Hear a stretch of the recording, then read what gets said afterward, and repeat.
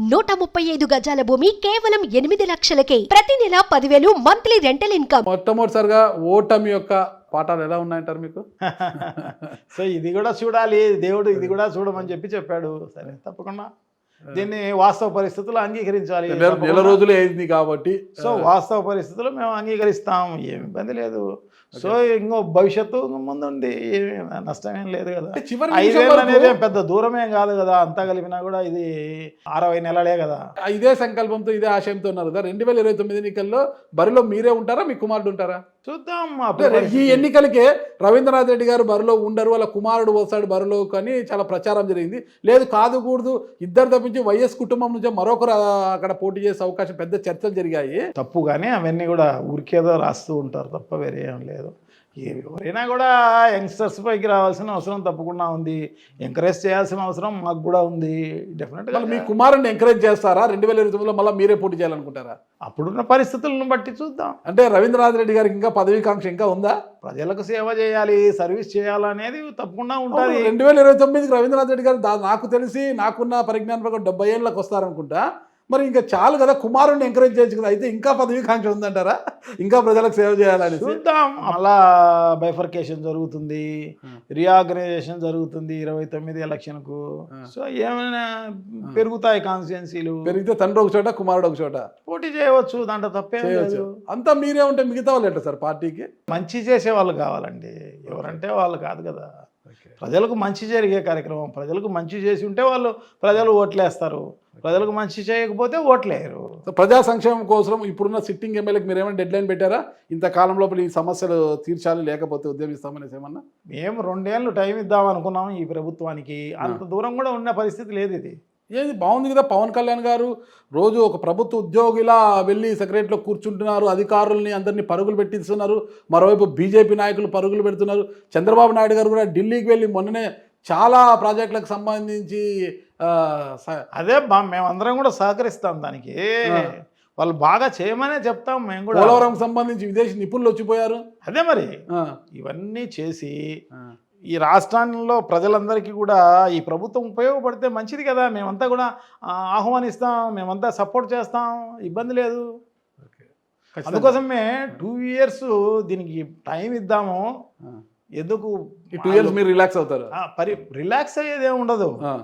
ఎప్పుడు ప్రజలకు అన్యాయం జరుగుతుందో అప్పుడు ప్రభుత్వ దృష్టికి, ప్రజల దృష్టికి తీసుకుపోవడమే మా పని. దీంట్లో నిర్లక్ష్యం అలక్ష్యం అనేది ఎప్పుడు ఉండదు. డెఫినెట్గా ఎప్పుడు జరిగినా రెడీగా ఉంటాం.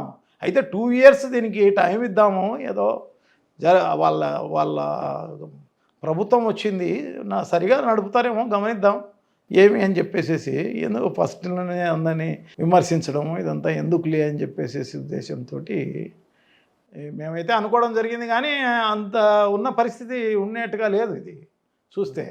ఎందుకంటే ఉచిత ఇసుక అని చెప్పినారు, మళ్ళీ ఉచితం ఎక్కడ లేదే, ఎక్కడ ఊపించలే, ఉచితం ఏమి లేదు. దానికి లోడింగ్ అన్లోడింగ్ కింద కండిషన్స్ అప్లై అన్నట్టు ఉంది. 1+1 ఫ్రీ కండిషన్స్ అప్లై అన్నట్టు అట్లే ఉన్నట్టుంది. ఉచితం అంటే ఎండ్ యూజర్కు ఎవరైతే ఉపయోగించుకుంటారో వాళ్ళకి ఇసుక ఫ్రీగా దొరికినప్పుడు మాత్రమే దాన్ని ఉచిత ఇసుకే అంటారు. దానికి ఏందో నేనే లారీ పెడతా, నేనే మిషన్ పెడతా, నేనే ఎత్తుతా, నేనే ఇంటికి దగ్గరకు తీసుకుపోతా, నాకు ఇంత లెక్క కట్టు, ఏం అవసరం ఇది, నా సీనరీ ఛార్జెస్ ఇంత అవుతుంది, దానికి లెక్క కట్టు, భరించు, ప్రభుత్వం భరించు, ఉచిత ఇసుక అన్నారు. ఫైనల్గా స్ట్రైట్ ప్రశ్న సార్ ఒకటి. ఇటీవల సోషల్ మీడియాలో ట్రోల్ అవుతుంది, జగన్మోహన్ రెడ్డి గారు ఎమ్మెల్యే పదవికి రాజీనామా చేస్తే పులివెందుల శాసన సభ్యత్వానికి రాజీనామా చేసి పార్లమెంటుకి వెళ్ళబోతున్నారు అనేది, ఇది వాస్తవమా కాదా? సృష్టి ఇదే చెప్తే కదా నేను, నిజాలు ఏంటి ఉండవు, వీళ్ళే సృష్టిస్తారు ఒక సమస్యను, వీళ్ళే దాన్ని మళ్ళా డిబేట్ పెడతారు, టీవీలలో డిబేట్ పెడతారు, డిస్కషన్ చేస్తారు పెద్ద ఎత్తున ఏమేమో అని. ఎందుకు పోటీ చేయాలనుకుంటాడు చెప్పు? ఎలక్షన్ అయిపోయి నెలగాలే, ఎందుకు పోటీ చేయాలనుకుంటాడు ఎంపీకి, ఇంకో దానికి ఎవరు చెప్పినారు? వీళ్ళే రాస్తారు, వీళ్ళే సోషల్ మీడియాలో పెడతారు, వీళ్ళే పేపర్లలో రాసేస్తారు. వీళ్ళే టీవీలలో డిబేట్ చేసేస్తారు.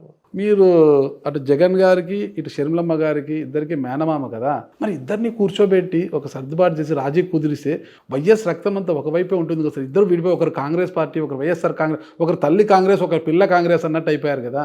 దీనివల్ల ఈ డివైడ్ అండ్ రూల్ వల్ల ఇబ్బందులు పాలు కావడం లేదంటారు? అవుతారు కాబట్టే కలిసి ఉంటారని చెప్పేసి నేనైతే భావిస్తాను. దేవుడు కూడా అదే మీరు కూర్చోబెట్టి మాట్లాడే ఒక ఇది చేయలేదంటారా? జరుగుతుంది, మంచిగా జరుగుతుంది అనుకుందాం. రవీంద్రారెడ్డి గారి యొక్క ఆశయం ఏంటి అసలు? ప్రజలకు సర్వీస్ చేయాలి అన్నది తప్ప నాకు రాజశేఖర రెడ్డి గారే ఆదర్శము. ఓకే. సో రాజశేఖర రెడ్డి గారు ఏమేమి చేయాలనుకుంటాడో అవన్నీ కూడా నేను చేయాలని కోరుకుంటా. ఓకే. సో తప్పకుండా ప్రజలకు మంచి చేయాలనేది నా ఉద్దేశం. మీరు చేయాలంటే మీకు పవర్ ఉండాలి, ఎమ్మెల్యే కావాలి, తర్వాత మంత్రి కావాలి. ఏమీ లేదండి, ఏమీ లేకపోయినా చేయవచ్చు. సర్వీస్ చేసేది ఏముందండి, ఈరోజు రిమ్స్లో ఈ అటెండెంట్లకు పేషెంట్లకు ప్రభుత్వం భోజనం పెడుతుంది, అటెండెంట్లకు ఎవరు పెట్టరు.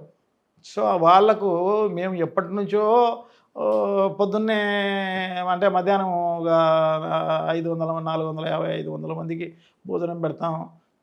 ఈవినింగ్ మళ్ళీ ఒక 280 మంది, 300 మందికి భోజనం పెడతాం.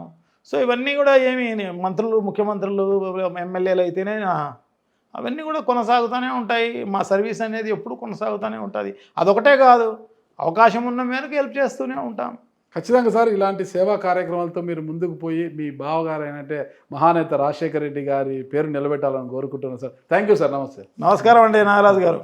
సుమన్ టీవీలో మీ పర్సనల్ అండ్ బిజినెస్ ప్రమోషన్స్ కోసం కింది నెంబర్కి కాంటాక్ట్ చేయండి.